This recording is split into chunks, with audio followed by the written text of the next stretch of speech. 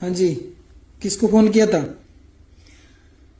उत्तर प्रदेश के माननीय श्रद्धेय वंदनीय पूजनीय हमारे नाथ संप्रदाय के बहुत प्रतिष्ठित पद पर बैठे यूपी के उत्तर प्रदेश के माननीय मुख्यमंत्री योगी आदित्यनाथ जी के श्री चरणों में मैंने प्रार्थना इसलिए की थी, फोन करा था, बल्कि एक तो वो यूपी के मुख्यमंत्री हैं, फिर वो योगी हैं, फिर भगवाधारी हैं, फिर सनातनी हैं, और फिर हरियाणा में भी बीजेपी की सरकार है और यू डांडा हरियाणा का है। 7 साल पहले स्टडी वीजा पे ये ऑस्ट्रेलिया गया था, वहां जाके भी इसके कागज नहीं है। वॉशिंग करता है, गाड़ियां धोता है वहां पे ये, और ऑस्ट्रेलिया का कोई कानून नहीं तोड़ता ये, क्योंकि इसको पता है डिपोर्ट हो जाएगा, हरियाणा वापस आ जाएगा इंडिया। लेकिन यहां गन कल्चर को भी बढ़ावा देता है, दारू को भी कहता है, अश्लील वर्ड भी बोलता है, यहाँ के सारे कानून यू तोड़ा है। 17, 18, 20 साल का यूथ इसके पीछे पागल हो रहा है। आप लोगों ने अगर नहीं संभाला ना इसको, जो वर्डिंग ये यूज कर रहा है, ये कह रहा है ओवैसी का नाम ले रहा है, सद्दाम का नाम ले रहा है, केडी को नहीं छोड़ा, वो भी जाट समाज का था। इसने फोगाट को नहीं छोड़ा, वो भी जाट समाज का था। इसने पंगाल को नहीं छोड़ा, वो भी जाट समाज का था। तीसरी एक और बात मैं पूछना चाहती हूँ आपको और आपके बच्चों का फ्यूचर लैंग्वेज देखो, आप ये क्या सिखा रहा है। इसकी अपनी पटरी है, लोगों की बता रहा है सिलने का नहीं, दर्जी दर्जी करते सिलन लग गए भाई। दूसरी एक और बात, इसने अपने उसकी लगाई की बेचारी की बढ़िया लड़की की जिंदगी खराब कर दी। दूसरा, नशे का और गलत काम का कारोबार है इसका बहुत बड़ा। तीसरी बात, यूथ को क्या परोस रहा है, मनसा है इसकी बाबाओं को पीटने की, मतलब इच्छा जागृत हो रही। क्योंकि अठा रखा धीरेन्द्र शास्त्री ने तेरा, और के मन अठा रखा तेरा, और के बाबे ने अठा रखा तेरा। बाबे तेना 3 जन तक हो देंगे कहना अमित सैनी का, कि जो ला दिया छिट्टा काली माई का बाब्या ने, और जे कदे चढ़ा दिया मिठा बाब्या ने, और फिर कदे चंडीगढ़ ला दिया काला चिट्ठा तेरा बाब्या ने। कहने का अर्थ ये है कि इंडिया की एम्बेसी से मैं निवेदन करना चाहती हूँ और ऑस्ट्रेलिया की सरकार से, कि इस व्यक्ति से देश को, धर्म को और आपके भी देश को बहुत बड़ा खतरा है। ऑलरेडी इसकी एप्लीकेशन लगी हुई है। मेरा खुला चैलेंज है साध्वी देवा ठाकुर का, डांडा नोड़ी वाले को, कि तेरे में अगर दम है ना, तू एक बाप की औलाद है और असली है, तो ऐसा करना, तू हरियाणा के अंदर आना खुले आम, तू आ नहीं सकता, तेरे को पता तेरे कागज पूरे नहीं है, तो तू शो लगाना, और जो भी कुछ मेरे नाम है वो सब तेरे नाम कर दूंगी। नहीं तो शराम डेट डाल के, समय डाल के शो लगा के दिखाना, और फिर हम अपने नाम के पीछे जो हमारा टाइटल है ना, जो हम हैं, तना साबित करके दिखाएंगे क्यों भ्रमित कर रहा है।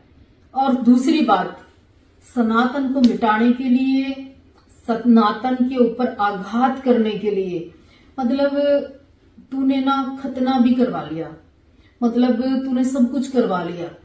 इसके लिए तेरे को कितनी फंडिंग हुई है, कितने करोड़ की फंडिंग हुई है, क्योंकि इसको इंडिया तो आ नहीं सकता है, शराम कागज पाड़ के बैठे हैं वहां पे।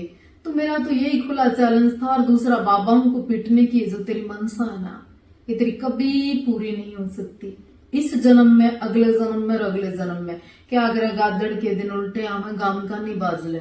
अब की बार तुम लोगों ने क्या किया, सनातन को टारगेट करके इतना बुरा काम कर लिया, मतलब जिसका रिजल्ट बहुत बहुत बहुत गंदा आएगा। अगर उसके तुम मेरी वीडियो शेयर करना।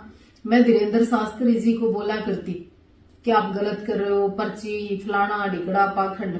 और मुझे अब ये समझ में आया कि वो कहीं ना कहीं यूथ के लिए, समाज के लिए, देश के लिए ठीक कर रहे थे। मैं समायाचना चाहते हुए मैं फिर से कहती हूँ कि सनातन को, देश को, धर्म को, आप युवाओं की, हमारी जरूरत है। आओ सब मिलके फिर देश के लिए काम करते हैं। साध्वी देवा ठाकुर। राम राम भाई सारे ने। तो सब ने पता होगा किस मुद्दे पर बात कराएंगे, तो ज़्यादा टाइम नहीं लूँगा, कोशिश करूँगा कि कम समय में अपनी बात पूरी रख सकूँ आपका।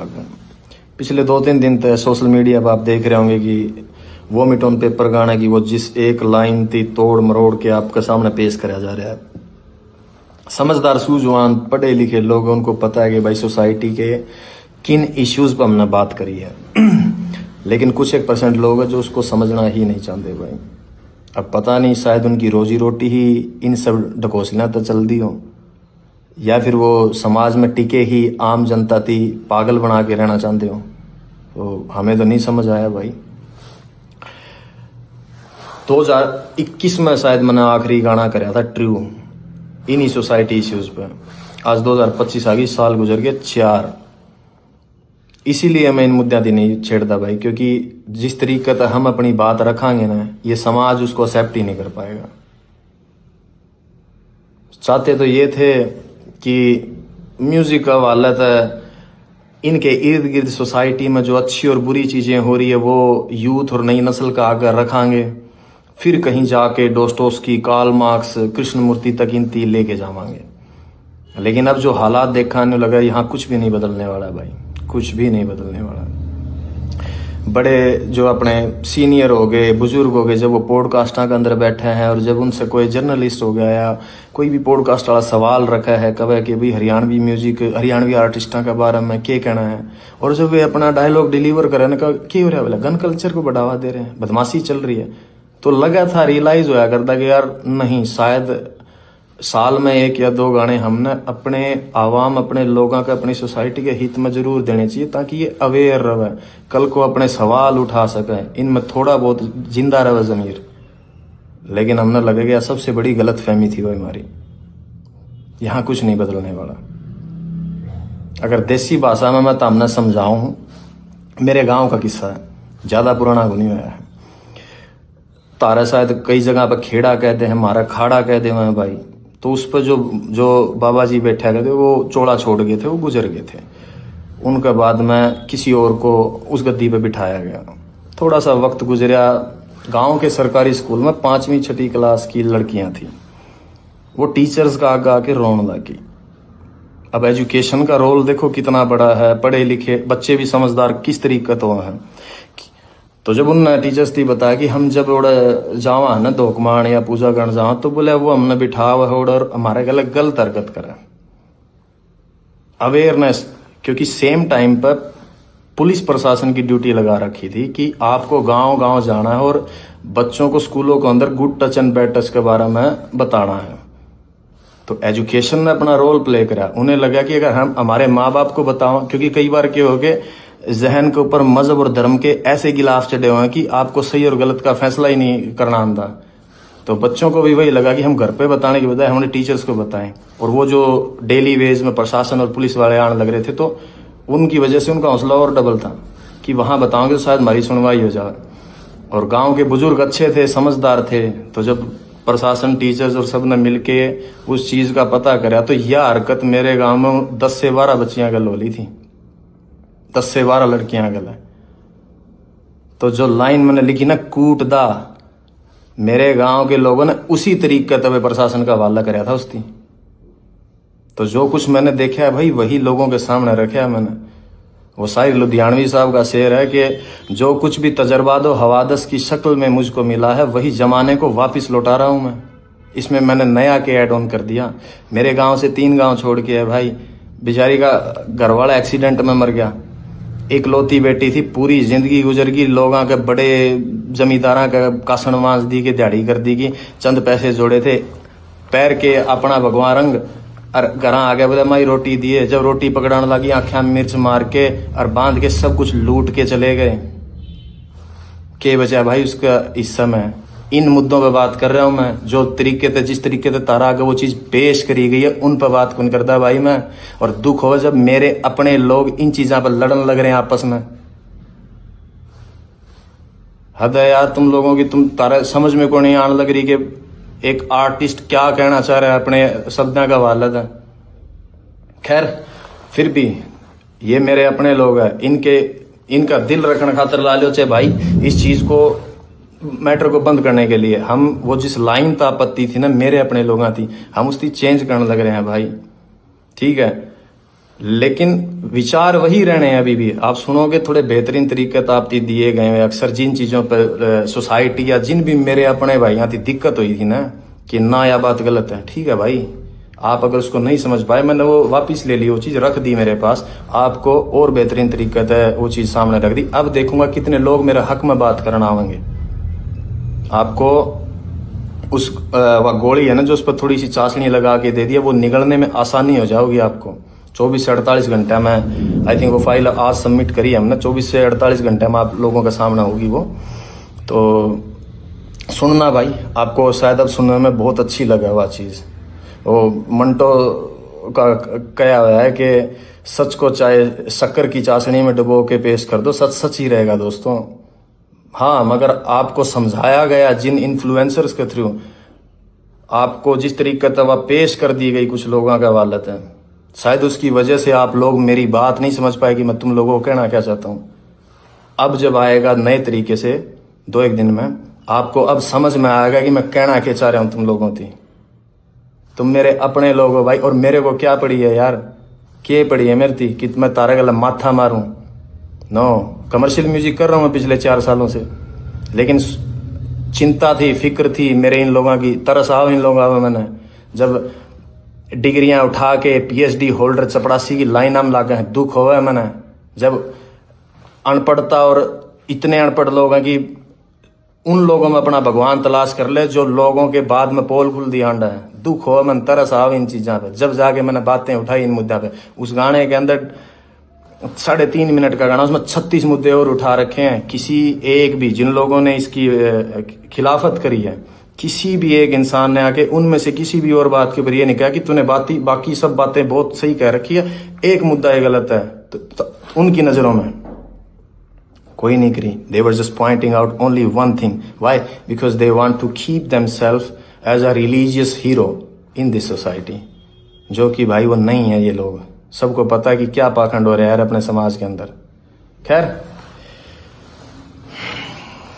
आपका सामना आ जाओगी भाई 2-1 दिन में, सुन लेना भाई उसको।